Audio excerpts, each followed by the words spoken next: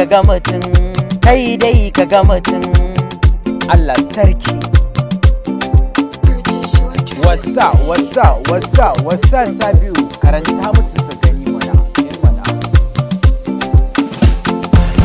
Yanzu rayuwar ga kai dai ka ga mutum, kai dai ka ga mutum, kai dai ka ga mutum.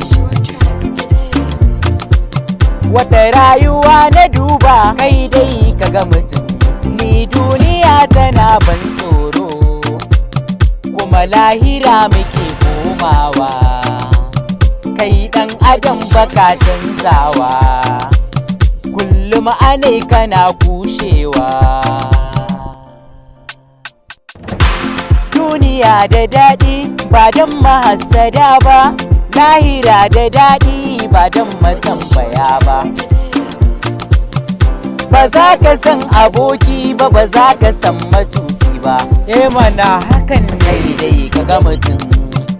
Ba za ka san masoyi ba, ba za ka san magauci ba. Kai dai ka ga mutum. Ba za ka san halacci ba, ba za ka san butulci ba. Mana hakan kai dai ka ga mutum.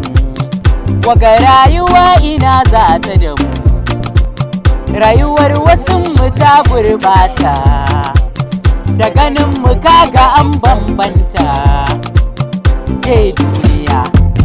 Ke duniya ina za ki da mu, kowa rabon shi ne za shi ya ci.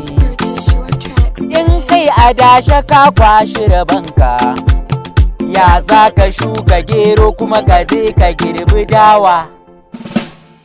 Sabiu ne da tambura,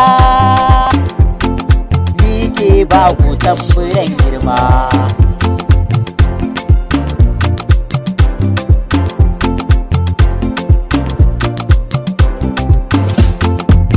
Ya rabbi ƙara tsira da aminci ga manzo, ka sanya lahira ta yi daɗi.